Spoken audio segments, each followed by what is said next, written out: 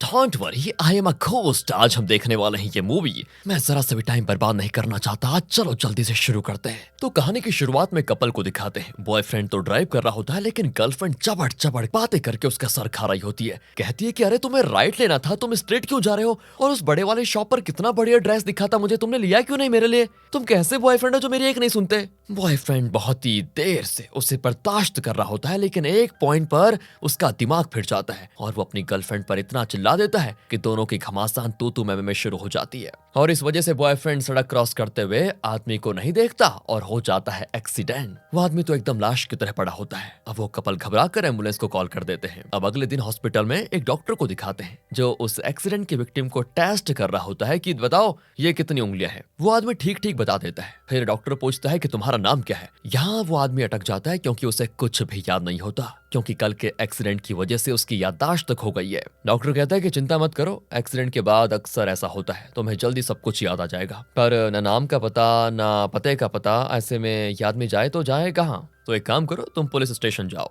अपनी डिटेल्स जानने के लिए वो पुलिस स्टेशन जाता है, जहाँ शायद हर किसी का रिकॉर्ड होता है। वो उसका फिंगरप्रिंट लेकर अपने सिस्टम पर उसका रिकॉर्ड ढूंढने में लग जाते हैं। वो आदमी भी अपनी डिटेल्स के लिए वेट कर रहा होता है। तब उसे एक आवाज आती है कि तुम्हारा नाम ली है। सुनकर वो आदमी चौंक कर मुड़ता है तो वहां पर एक लड़की बैठी होती है, जो कहती है तुम्हारा नाम ली है, उम्र 32 साल, तुम्हारा इस दुनिया में कोई नहीं है, और तुम्हारे घर का पता है 821 street, 3rd block, door number 3। वाह, लेकिन समझ में नहीं आता कि ये है कौन और जो ये कह रही है वो सच है भी या फिर नहीं। इसी बीच एक पुलिस ऑफिसर आकर उसे बताती है कि देखिए, हमारे रिकॉर्ड्स के अनुसार तुम्हारा नाम ली है, उम्र 32 साल और घर का address 821 street, 3rd block, door number 3। मतलब ये तो कंफर्म है कि इसका नाम ली है और यही है अपनी कहानी का हीरो। दोस्तों, वो बौखला कर पास की सीट को देखता है, लेकिन वो लड़की गायब। वो पुलिस ऑफिसर से भी पूछता है कि अरे अभी थोड़ी देर पहले यहाँ पर एक लड़की बैठी हुई थी, जिसने मुझे ये सारी इन्फॉर्मेशन पहले ही दे दी थी, वो कहाँ पर है अभी? पुलिस ऑफिसर कहती है यहाँ लड़की, यहाँ तो कोई नहीं आया, और मैंने तो अभी डिटेल्स निकाल कर तुम्हें दी है,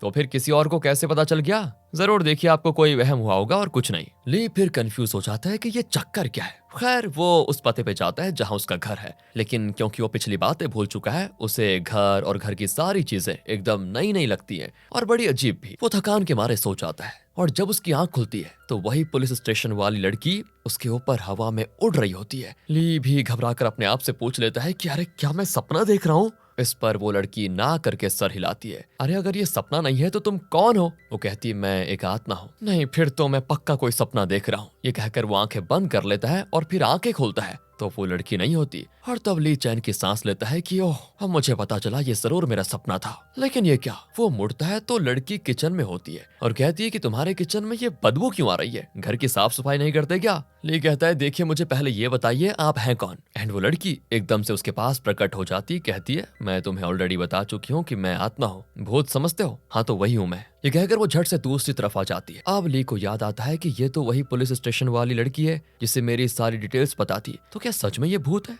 वो जल्दी से जाकर दरवाजा बंद कर लेता है, लेकिन उसके पीछे फिर वही आत्मा बैठी होती है और उसे हेलो कहती है, वो भी बड़े स्टाइल में। ली नीचे आता है तो वहां पे भी वही आत्मा। लेकिन तो इतनी हालत खराब हो जाती है कि वो घर छोड़कर भाग जाता है। सड़क पे दो शराबी नशे में लड़खड़ा कर चल रहे होते हैं। ली भी आत्मा से डर डर कर इधर उधर भागता है और कहता है कि मेरा पीछा छोड़ दो, मुझे चैन से रहने दो। अब उन दो शराबियों को लगता है कि यहाँ तो कोई है नहीं, फिर ये किससे बातें कर रहा है? लगता है इसने हमसे भी ज्यादा शराब पी रखी है, इसलिए ऐसी फालतू की बातें कर रहा है। ली सीधे डॉक्टर के पास जाता है, लेकिन वहां पे वही आत्मा डॉक्टर के पास बैठी होती है। ली कहने वाला होता है कि डॉक्टर, यही है वो आत्मा जो मुझे परेशान कर रही है। पर कहाँ यार, डॉक्टर को आत्मा थोड़ी दिखेगी, और ली उसे कुछ बताएगा भी तो डॉक्टर तो ली को ही पागल समझकर उसे पागल खाने में भिजवा देगा। इसलिए वो डॉक्टर को बिना कुछ कहे वहां से निकल जाता है। अब वो बस में बैठा होता है तो वो आत्मा उसके पीछे वाली सीट पे बैठ जाती है। पर ली खुद को यकीन दिलाने की कोशिश करता है कि नहीं, ये सच नहीं है, ये आत्मा मेरा बस मन का वहम है और कुछ नहीं। और तब आत्मा बताऊं क्या कहती है?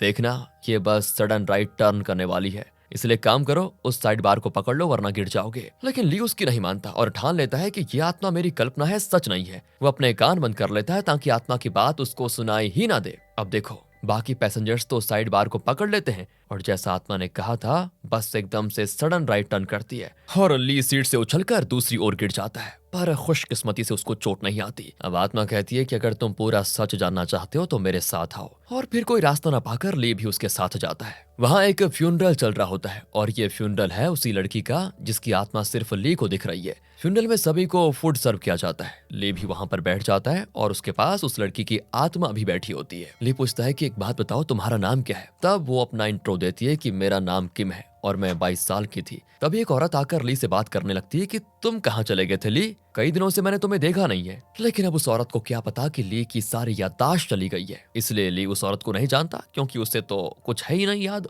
तो किम की आत्मा कहती है कि मैं और तुम एक दूसरे को जानते हैं, वो औरत मेरी दोस्त थी और वो भी तुम्हें जानती है। ली अब और कंफ्यूज हो जाता है कि क्या मैं तुम्हें जानता हूँ, कैसे? फ्यूनरल में आई कुछ औरतें आपस में बातें करने लगती हैं कि बेचारी किम, सुना है किसी ने उसे चाकू मारकर उसका कत्ल कर दिया था और पुलिस कातिल को ढूंढ रही है। ये सुनकर ली और घबरा जाता है कि कत्ल, और वो किम से कहता है कि तुम आखिर मुझसे चाहती क्या हो ये बताओ, क्या मैं तुम्हारे कातिल को ढूंढने में तुम्हारी मदद करूं, तुम यही चाहती हो? देखो मुझे तो ये भी नहीं पता कि मैं कौन हूँ और मैं तुम्हारे कातिल को कैसे ढूंढ सकता हूँ। वो कहती है ठीक है, तुम पहले अपने बारे में जान लो, फिर मेरे कातिल को तलाशना। तुम्हारे बारे में जानने के लिए मैं तुम्हें एक जगह लेकर जा सकती हूँ। पर ली कहता है कि मैं तुम्हारे साथ क्यों जाऊं, वैसे भी मुझे क्या पड़ी है तुम्हारी मदद करने की। वो कहती है अगर तुमने मेरी मदद नहीं की तो जिंदगी भर के लिए तुम मुझसे पीछा नहीं छुड़ा पाओगे, याद रखना इस बात को। हे भगवान, ऐसा मत करना, मैं चलता हूँ तुम्हारे साथ अभी के अभी, कहकर ली उसके पीछे चल देता है। दोनों अब एक मोबाइल रिपेयर की शॉप पर जाते हैं। एक्सीडेंट में ली का मोबाइल टूट गया था, उसी को रिपेयर करवाने के लिए दोनों यहाँ पर आए हुए हैं। शायद उसमें से ली के बारे में और कोई क्लू मिल जाए। तो शॉप वाला ली को उसका मोबाइल देते हुए कहता है कि अब ये ठीक से काम करेगा, लेकिन इसकी मेमोरी में कोई फॉल्ट है जिसकी वजह से पुराना सारा डेटा इरेज करना पड़ा है, यानी कि अब इस मोबाइल से ली को कोई फायदा नहीं होने वाला। लेकिन अचानक उसे एक कॉल आता है और एक आदमी चिल्लाता है कि ली तुम कहाँ मर गए थे, चुपचाप दुकान पे आ जाओ, जल्दी आओ। अब ली भी उस आदमी की बताई हुई दुकान पे जाता है और तब उसे पता चलता है कि वो दुकान में डिलीवरी बॉय का काम करता था। ओनर उसे खूब डांटता है कि अरे इतने दिन से कहाँ थे तुम, और तुम्हारा वो यार जिंजू कहाँ गया, वो भी काम पर नहीं आया। उसे एक काम करो, कॉल करो अभी के अभी और काम पर बुलाओ। तभी किम ऑफिस में एक फोटो को देखकर ली को बताती है देखो यही है जिंजू, लेकिन ली को तो कुछ याद ही नहीं आता। ओनर फिर चिल्लाता है कि तमाशा देख क्या रहे हो, डिलीवरी के लिए निकलो यहाँ से। ली भी निकल जाता है। पीछे किम यानी किम की आत्मा मस्त हवा को एंजॉय करती है। अब ली भी उस पर गुस्सा करता है कि चुपचाप बैठी रहो वरना सडन ब्रेक लगा दूंगा तो पता नहीं कहाँ उड़ के चली जाओगी। किम कहती है कि शायद तुम भूल रहे हो कि मैं ऑलरेडी मर चुकी हूँ, अब मुझे किस बात का डर है, तुम जरा ढंग से चलो नहीं तो तुम मर जाओगे। असल में ली तो यहाँ के रास्ते भी भूल चुका है, इसलिए उसे किम गाइड करती है और ठीक एड्रेस पे डिलीवरी करवा देती है। तो लौटते वक्त वो एक सिग्नल पे रुकते हैं। किम बताती है कि तुम रोज इसी सिग्नल पे रुका करते थे पता है। तब ली को भी याद आता है कि वो इसी सिग्नल पे वेट करता था। इसके बाद वो उसे एक होटल लेकर जाती है और बताती है कि तुम रोज यहीं खाते थे और वो भी एक ही डिश रोज ऑर्डर करते थे। एक बात बताओ, एक ही डिश खाते खाते तुम तंग नहीं हो जाते थे क्या? फिर वो ली को एक डिपार्टमेंटल स्टोर में लेकर जाती है और कहती है तुम यहाँ पर अक्सर आते थे और ये वाला जूस ही खरीदते थे हमेशा। ली कहता है नहीं नहीं, मैं तो वही यूज करता हूँ जो ट्रेंड कर रहा होता है, इसलिए मुझे पक्का यकीन है कि मैं ये वाला जूस खरीदता था, कहकर वो किसी दूसरे आइटम की ओर इशारा करता है। तभी उस स्टोर की ओनर आती है और कहती है अरे ली कितने दिनों के बाद आए हो स्टोर में, ये लो तुम्हारा जूस, तुम हमेशा यही पीते थे ना, कहकर वो वही जूस दिखाती है जो किम बता रही थी। अब ली चौंक जाता है कि ये आत्मा तो मेरे बारे में मुझसे भी ज्यादा जानती है बताओ। आखिरकार वो सवाल कर ही लेता है किम से कि तुम मेरे बारे में सब कुछ कैसे जानती हो मुझे बताओ। स्टोर की ओनर हैरान कि ये किससे बात कर रहा है, लेकिन फिर वो उस पर ज्यादा ध्यान नहीं देती, सोचती है आजकल बहुत लोग नशा करते हैं तो आपस में ही फालतू की बातें कर रहा होगा। अब ली भी सोच लेता है कि अगर ऐसा ही चलता रहा तो लोग तो मुझे पागल खाने भिजवा के ही रहेंगे, इसलिए वो जब भी किम से बात करता है अपना फोन कान में रख लेता है ताकि दूसरों को ये लगे कि वो फोन पे बात कर रहा है। नाइस ट्रिक, और वैसे भी किम को कोई और देख नहीं पाएगा। फिर किम उसे डिपार्टमेंटल स्टोर के सामने वाले एक फ्लावर शॉप में लेकर जाती है और पूछती है क्या इस शॉप को देखकर तुम्हें कुछ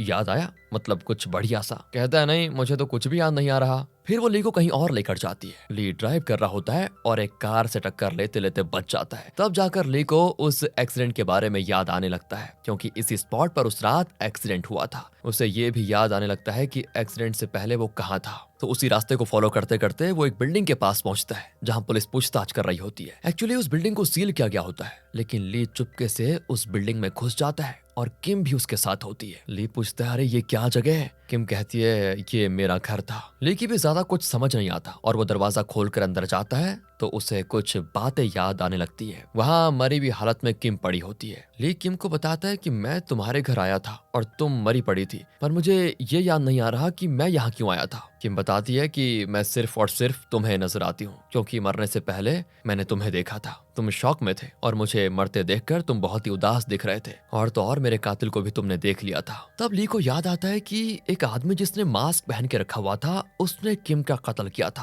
वो कहता है कि हाँ, उस दिन इस घर में तुम्हारे और मेरे अलावा कोई और भी था और वही कातिल है। अब तुम्हारे लिए मैं उस कातिल का पता जरूर लगाऊंगा। इतने में पुलिस ऑफिसर्स ली को देख लेते हैं और उसे स्टेशन ले जाकर पूछताछ करते हैं। ली उन्हें सारी बातें बताता है कि देखो, जिस दिन किम का कत्ल हुआ था उस दिन मैं उसके घर गया था और मैंने उसके कातिल को देखा भी था, लेकिन मुझे अभी कुछ याद नहीं आ रहा। ऑफिसर कहती है कि मान लिया किसी और ने किम का कत्ल किया था, लेकिन तुम उसके घर क्यों गए थे? ली कहता है कि एक्चुअली मैं डिलीवरी बॉय हूँ और शायद कोई चीज डिलीवर करने गया था और तभी मैंने किम का कत्ल होते हुए देखा होगा, मुझे ऐसा लगता है, क्योंकि मैं सब कुछ भूल चुका हूँ पहले का। पर ऑफिसर कहती है कि फिलहाल तो हम तुम्हारा स्टेटमेंट नहीं ले सकते और क्या पता जो चीज तुम बता रहे हो वो गलत भी तो हो सकती है, क्योंकि तुम्हें कुछ याद ही नहीं है। तो जब सब कुछ साफ साफ याद आ जाए तब हमें अपना पूरा स्टेटमेंट दे देना। ली भी बाहर आ जाता है। किम कहती है कि मेरे कत्ल के इकलौते चश्मदीद गवाह तुम हो, मुझे डर है कि मेरा कातिल कहीं तुम्हें भी मारने की कोशिश ना करे। इसी बीच हम एक आदमी को ली पर नजर रखे हुए देखते हैं, शायद दोस्तों यही वो कातिल है। फिर ली और किम ली के ऑफिस जाते हैं और वहाँ एक रजिस्टर में चेक करने लगते हैं कि किम के कत्ल के दिन ली उसके घर क्या डिलीवर करने गया था। वो ओनर से पूछता है कि इसमें मेरे उस दिन का रिकॉर्ड ही नहीं है कि मैं कहाँ डिलीवर करने गया था। ओनर कहता है कि बेवकूफ, कैसे होगा, उस दिन तो तुम अपने किसी पर्सनल काम से कहीं चले गए थे, उस टाइम पर तुमने कोई डिलीवरी की ही नहीं थी। अब ली को समझ नहीं आता कि अगर मैं कुछ डिलीवर करने गया ही नहीं था तो फिर मैं किम के घर क्यों गया। तो वो किम से पूछ लेता है कि तुम तो मेरे बारे में सब जानती हो ना, फिर बताती क्यों नहीं कि उस दिन मैं तुम्हारे घर क्यों आया था। वो कहती है ठीक है, तो तुम सच जानना चाहते हो ना। कहकर वो ली के पास आने लगती है तो ली तो पीछे जाने लगता है और कहता है कि आगे मत आओ, पीछे नदी बह रही है, मैं उसमें गिर जाऊंगा, क्या कर रही हो। किम कहती है अगर तुम्हें सच जानना है तो इसके अलावा और कोई रास्ता ही नहीं बचा। ये कहकर वो ली को नदी में धक्का दे देती है। वो डूबने लगता है और मौत से लड़ते लड़ते उसे अब कुछ बातें याद आ जाती है। असल में ली उस दिन खुदकुशी करने के इरादे से इस नदी में कूद गया था। उस वक्त किम जो हाई स्कूल में पढ़ती थी वो वहीं पर बैठी हुई थी। वो ली को बचाने के लिए पानी में कूद गई थी। उसके बाद क्या हुआ वो फिलहाल हमें नहीं दिखाया जाता। यानी दोस्तों यही तो सस्पेंस है। अगले सीन में किम और ली तट पर पड़े होते हैं। उसे यानी किम को होश आ जाता है और वो कहती है सुनो सुनो, मैं जानती हूँ तुम जगे हुए हो, एक्टिंग मत करो, मैंने तुम्हारी जान बचा ली है और अब तुम्हारी जान तुम्हारी नहीं मेरी है, इसलिए आगे से कभी खुदकुशी करने की कोशिश भी मत करना, समझे। अरे खुदकुशी करना बुज़दिलों का काम है, बेवकूफी है ये कहकर किम वहां से चली जाती है और तब ली आंखें खोलकर देखता है, मतलब वो सच में एक्टिंग ही कर रहा था। किम भी झट से मुड़ती है तो वो वापस आंखें बंद कर लेता है, बहुत तेज। इसके बाद यहाँ से कई महीने बीत जाते हैं और अब किम ने अपना एक फ्लावर शॉप खोल लिया है। उसके ठीक सामने एक डिपार्टमेंटल स्टोर होता है और किम उसकी ओनर को फ्लावर्स देते हुए कहती है मैंने नई फ्लावर शॉप खोली है, तो अपने कस्टमर्स को जरा मेरी शॉप के बारे में बता दीजिए और प्लीज मुझे सपोर्ट कीजिए। तो जब वहां से किम बाहर निकलती है तो वहां पर ली आता है और सिग्नल पे वेट कर रहा होता है। ली को देखते वो पहचान जाती है कि कई महीने पहले ये खुदकुशी करने की कोशिश कर रहा था और तब मैंने इसे बचाया था। तो वो उससे भी फ्लावर्स देती है और ली उसे बहुत पसंद भी आ जाता है। यहाँ से आ जाइए दोस्तों प्रेजेंट में। अब किम की आत्मा बताती है वो थी हमारी दूसरी मुलाकात, उसके बाद तुमने मेरे फ्लावर शॉप के लिए कई जगहों पर डिलीवरी भी की थी। अब ली को वो सब कुछ याद आ जाता है। किम कहती है मुझे लगा मुझे देखते तुम्हें सब याद आ जाएगा, इसलिए मैं बिना कुछ बताए तुम्हारे साथ घूमती रही, पर तुम्हें कुछ याद ही नहीं आया। मैं कितनी खूबसूरत थी, तुम मुझे भूल कैसे सकते हो। अब इस पर ली स्माइल करता है तो वो कहती है ये मुंह बंद करके मुंह क्या लगा रखा है, हंसना है तो बत्तीसी दिखाकर हंसो ना, ये देखो मेरी तरह, कहकर वो अच्छे से हंसकर दिखाती है। पर ली को उसकी तरह हंसना ही नहीं आता। वो आगे कहती है खैर छोड़ो यार, तुम्हें हंसना ही नहीं आता। वो छोड़ो, तुम पूछ रहे थे ना कि मैं अगर उस दिन डिलीवरी करने के लिए नहीं गया तो फिर किस लिए आया था। तो सुन लो, जिस दिन मेरा कत्ल हुआ था उसी दिन मेरा बर्थडे था। मैंने तुम्हें अपनी बर्थडे पार्टी में इनवाइट किया था, इसलिए तुम मेरे घर आए थे। ली पूछता है पर तुमने मुझे क्यों इनवाइट किया था। किम कहती है वो इसीलिए क्योंकि तुम मुझे बहुत ही पसंद थे। अब ये बात सुनकर ली की समझ नहीं आता कि वो कैसे रिएक्ट करे। फिर वो ली को अपने घर लेकर जाती है। ली पानी पीने के लिए फ्रिज खोलता है और अंदर पानी नहीं शराब होती है। किम कहती है हाँ यही पियेंगे हम आज। दोनों ड्रिंक करने लगते हैं। किम तो हद से ज्यादा पीकर फ्लैट हो जाती है। ली भी हैरान कि क्या सच में आत्मा शराब पीकर फ्लैट भी हो सकती है, स्ट्रेंज। किम कहती है नहीं यार, मैं तो बस एक्टिंग कर रही हूँ। वैसे हम दोनों डेट पर चले क्या। ली चौंक कर पूछता है डेटिंग आत्मा के साथ। हाँ मैं सिर्फ तुम्हें दिखाई देती हूँ, इसलिए सिर्फ तुम्हारे साथ ही डेट पर जा सकती हूँ। ली ये सारी बातें सुनकर घबरा कर बाहर आ जाता है। अगले दिन दोस्तों ली के घर पर पुलिस ऑफिसर आती है और पूछती है कि हमारी इन्वेस्टिगेशन में पता चला है कि उस दिन तुमने किम के घर में कुछ भी डिलीवर नहीं किया था, तो क्या तुम बता सकते हो कि तुम वहां पर क्यों गए थे। लेकिन अभी ली को सब पता है कि वो किम की बर्थडे पार्टी में गया था क्योंकि किम ने उसे इनवाइट किया था। वो ये बात पुलिस ऑफिसर को बताता है तो वो पूछती है तुमने ये बात पहले क्यों नहीं बताई? ली कहता है देखो मुझे ये सब अभी याद आ रहा है। ऑफिसर कहती है ठीक है, अगर कुछ और याद आ जाए तो मुझे कॉल कर देना। फिर वो चली जाती है। इसके बाद ली को किम के फ्लावर शॉप से कॉल आता है। फिलहाल उस फ्लावर शॉप को किम की एक दोस्त चला रही है और उसी ने ली को कॉल किया होता है। वो कहती है कि ये फ्लावर शॉप जल्द ही बंद करना पड़ जाएगा, लेकिन फिलहाल एक अजनबी ने ओल्ड एज होम को फ्लावर्स डिलीवर करने का ऑर्डर दिया है। हमेशा तो तुम ही डिलीवर करते थे, तो आज भी तुम ही डिलीवर कर दो। किम की आत्मा भी वहीं पर होती है और वो ली से कहती है वो अजनबी हमारा रेगुलर कस्टमर है और वो अक्सर उस ओल्ड एज होम को फ्लावर्स डिलीवर करवाता है, तो मैं जानना चाहती हूँ कि वो अजनबी है कौन। ली भी फ्लावर्स लेकर ओल्ड एज होम जाता है,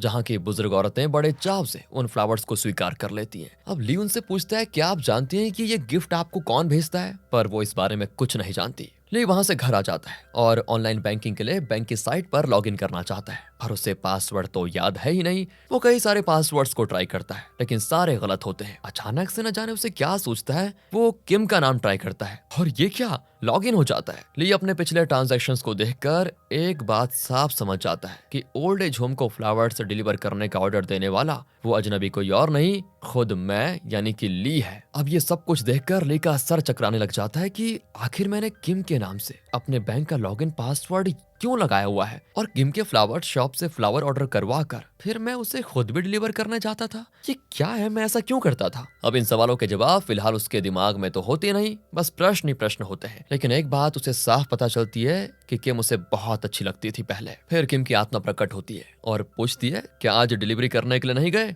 ली कहता है नहीं, आज मैंने छुट्टी ली है बस। हाँ, तुम डेट पे जाना चाहती थी ना, तो आज हो जाए। सुनकर किम बड़ी खुश होती है और दोनों शहर घूमने निकल जाते हैं। खूब एंजॉय करते हैं दोनों। और ली तो किम को खाना भी खिलाता है, लेकिन दूसरों को लगता है कि ली हवा को खाना खिला रहा है, पर ली जरा भी नहीं शर्माता और किम के साथ बड़े मजे करता है। इसके बाद तो दोनों मूवी देखने भी जाते हैं। एक लड़की अपना बैग ली के पास वाली सीट पर रख देती है जहाँ किम की आत्मा बैठी होती है। ली उसको रोक कर कहता है कि देखिए मैडम, यहाँ पर कोई बैठा हुआ है, वो आपको नहीं दिखेगा, उसकी टेंशन आप मत लीजिए, आप अपना बैग हटा दीजिए बस यहाँ से। ऐसे क्या देख रही हैं आप, यहाँ पर मेरी गर्लफ्रेंड बैठी हुई है, कितनी बार बताऊं? वो कहती है पागल कहीं के, और वो खुद में ही बड़बड़ाती है कि हे भगवान, ये थिएटर वाले पागलों को क्यों भेज देते हैं अंदर। फिर वो ली से झगड़ने लग जाती है। ली भी झगड़ने लग जाता है कि मैंने इस सीट को बुक किया हुआ है, समझे, ये मेरी सीट है, अपना बैग हटाकर अपनी गोदी में रखो, समझे, या अपने सर पे रखो, मुझे उससे कोई मतलब नहीं। ये सब कुछ देखकर किम की आत्मा बड़ी खुश होती है कि वाह, मेरे खातिर ये लड़ने पे उतर आया है। वैसे दोस्तों, ये लोग एक हॉरर फिल्म देख रहे होते हैं और उसमें भूत को देखकर किम की आत्मा डर जाती है। बताओ, आत्मा आत्मा से डर रही है। ली भी उसे कहता है कि यार तुम पागल हो क्या, तुम खुद भूत हो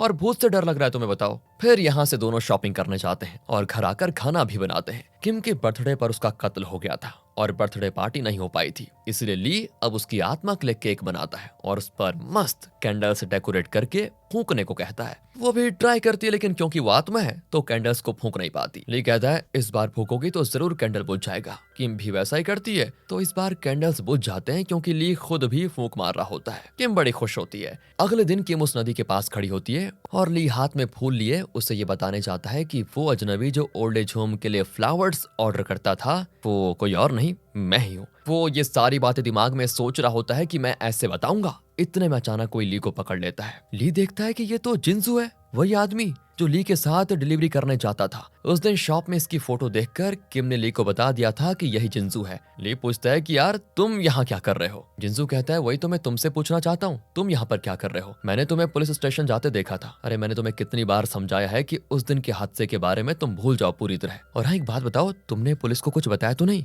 पुलिस को मुझ पर शक हो गया और वो मुझे ढूंढ रहे हैं। मैं छुप छुप कर जी रहा हूँ, तुम्हें पता भी है। अगर तुमने पुलिस को कुछ भी बताया है ना, तो बस हम दोनों को खतरा है, समझ जाओ, तुम खुद भी फंस जाओगे, याद रखना इस बात का। ये कहकर जिंजू चला जाता है। अब यहाँ ली की समस्या सुलझने के बजाय और उलझती जा रही होती है, पर वो रियलाइज करता है कि जिंजू ने ही किम का कत्ल किया था और उसे कत्ल करते हुए ली ने देख लिया था, यानी मैंने। लेकिन दोस्तों एक बात बताऊं आपको, ली को कंफ्यूजन भी होती है कि अगर उसने कत्ल किया था तो फिर वो मुझे क्यों धमका रहा था कि किसी को कुछ मत बताना, तुम भी फंस जाओगे। और जिंजू ने अभी अभी जो कुछ भी उसे कहा उसके आधार पर ली को कुछ बातें सोचती हैं और वो घर जाकर कुछ फोटोज को चेक करता है। उससे पता चल जाता है कि वो और जिंजू बचपन से एक साथ थे और एक ऑर्फनेज में पले बड़े हुए थे। पर किम के कत्ल के पीछे का सच जानने के लिए ली किम के घर जाता है। वहां जाकर ली को जो याद आता है ना, वो विजुअल में दिखाया जाता है। वहां मास्क पहना हुआ एक आदमी होता है जो कि जिंजू है। उसके हाथ में चाकू होता है और वो ली से कहता है कि यहाँ जो कुछ भी हुआ उसे भूल जाओ, किसी को कुछ मत बताना, कुछ भी मत। एंड जब ली को ये बातें विजुअल्स के साथ याद आती हैं तो वो कंफर्म कर लेता है कि जिंजू ने ही किम का कत्ल किया था। फिर वो किम से मिलता है तो वो कहती है बहुत ही जल्दी मैं हमेशा के लिए गायब हो जाऊंगी। ली कहता है यार प्लीज ऐसा मत कहो, मुझे छोड़कर मत जाओ। तो वो कहती है इतने दिन जो मैंने तुम्हारे साथ गुजारे उसमें मुझे जो खुशी मिली है वही मेरे लिए बहुत बड़ी है, तो अब मैं ये दुनिया छोड़ने के लिए तैयार हूँ। ली कहता है पर मैं तुम्हारे कातिल का पता लगाऊंगा और उसे पुलिस के हवाले कर दूंगा, देखना तुम। वो सारी चीजें देख कर तो जाओ तुम, अब तो मेरी याददाश्त भी धीरे धीरे वापस आ रही है। अभी तक मुझे बस इतना याद आया है कि मैं तुम्हें अपनी जान से भी ज्यादा प्यार करता था और उस ओल्ड एज होम के लिए फ्लावर्स भी मैं ही ऑर्डर करता था, और मैं ऐसा इसीलिए करता था ताकि उन ऑर्डर्स को डिलीवर करने के लिए मैं तुम्हारी शॉप में आ पाऊं और तुम्हें देख पाऊं। अब देखो जब तक तुम्हारे बारे में मुझे सब कुछ याद नहीं आ जाता ना तब तक तुम कहीं मत जाना प्लीज। किम बड़ी खुश होती है और इमोशनल होकर रोते हुए कहती है ठीक है, जब तक तुम्हें सब कुछ याद नहीं आ जाता तब तक मैं तुम्हारे साथ ही रहूंगी। अगले दिन ली जिंजू को कॉल करके एक जगह पर बुलाता है। फिर वो पुलिस ऑफिसर को भी अपनी और जिंजू की मीटिंग का लोकेशन बता देता है। ली और जिंजू एक जगह पे मिलते हैं। पुलिस ऑफिसर भी दूर से इन पर नजर रखे होती है। पुलिस की गाड़ी में किम की आत्मा भी बैठी होती है, पर जिंजू पुलिस को देख लेता है दोस्तों और भागने की कोशिश करता है, लेकिन ली उसको कस के पकड़ लेता है। इतने में पुलिस के लोग और किम सभी वहाँ पर पहुंच जाते हैं। ली जिंजू से पूछता है कि सच बताओ तुमने किम का कत्ल क्यों किया? तुम्हें पता भी हो मेरी जान थी, मैं उसके साथ अपनी पूरी लाइफ बिताने के सपने देख रहा था, तुमने सब कुछ बर्बाद कर दिया, क्यों किया तुमने ऐसा? और दोस्तों अब यहाँ पे जिंजू एक शॉकिंग बात कहता है जिसे सुनकर सब बौखला जाते हैं। वो कहता है सुनो, खून मैंने नहीं तुमने किया था ली। क्या?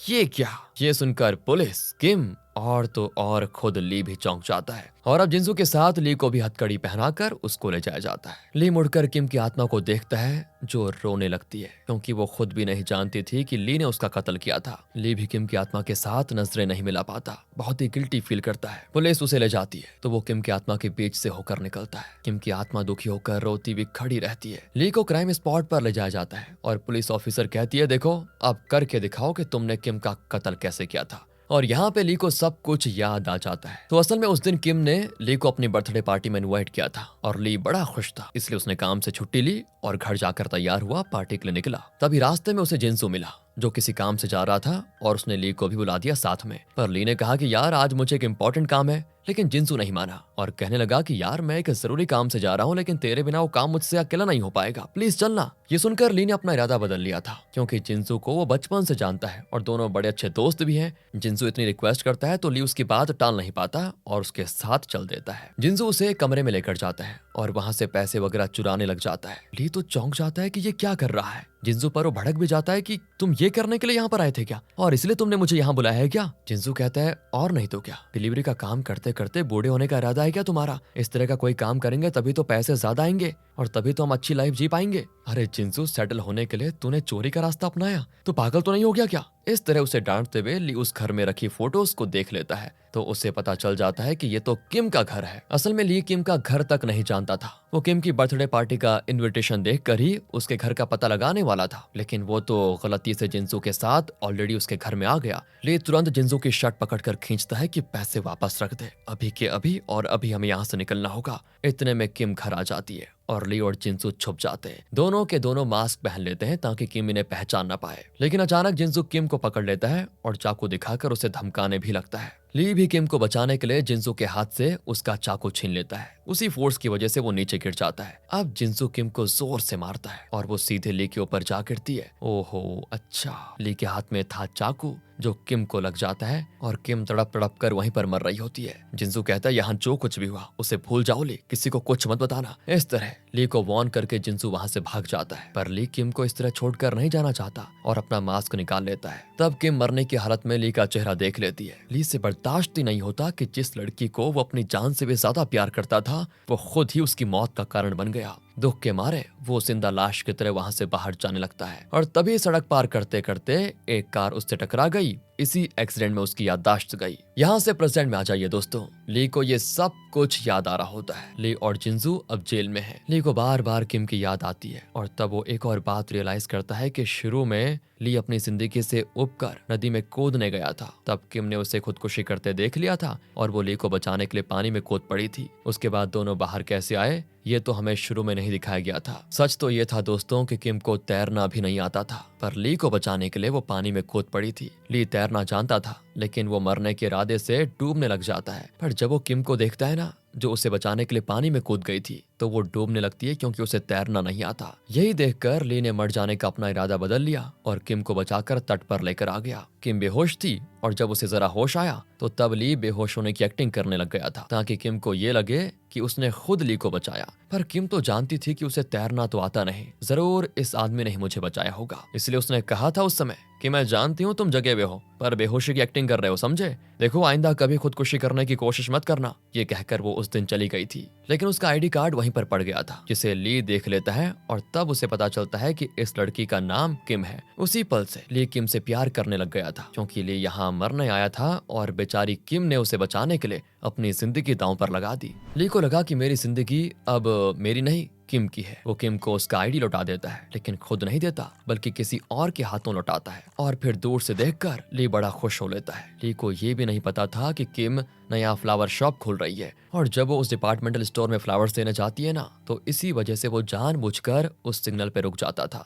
तभी किम ने उसे भी फ्लावर्स दिए थे जिसे लेकर ली बड़ा खुश हो गया था और इसके बाद तो किम से मिलने के लिए वो अक्सर उसी डिपार्टमेंटल स्टोर में जाता था और ऑनलाइन ऑर्डर के जरिए उस ओल्ड एज होम को भी फ्लावर्स भिजवाता था और डिलीवर करने के लिए भी वो खुद ही किम की शॉप में आता था ताकि किम को ज्यादा देख पाए। किम के लिए ली के दिल में इतना प्यार था लेकिन उसने किम को इस बारे में एक शब्द भी नहीं कहा। किम को भी ली से प्यार था लेकिन उसकी भी समझ में नहीं आया कि वो बात को कैसे शुरू करे। तब उसका बर्थडे आया और उसने ली को इनवाइट किया ताकि इसी बहाने कुछ बातें हो जाएंगी। लेकिन इसी बीच दोस्तों ऐसी अनहोनी हो गई कि सारी बातें धरी की धरी रह गई। ये सारी बातें सोचकर ली बहुत ही उदास हो जाता है। तब वहाँ पर किम की आत्मा आती है और कहती है कि मैं जीते जी तुम्हारे साथ खुश रहना चाहती थी, लेकिन बदकिस्मती से वो मेरा सपना पूरा नहीं हो पाया। पर कम से कम मरने के बाद तो मैंने तुम्हारे साथ खुशी के पल बिताए। मेरे लिए इससे बड़ी खुशी और क्या हो सकती है। देखो तुम बीती बातों को भूल जाओ और हमेशा खुश रहो। अब मैं चैन से ये दुनिया छोड़ सकती हूँ। कहकर किम की आत्मा आंसू बहाते हुए वहां से चली जाती है। ली भी इस दुख को देख नहीं पाता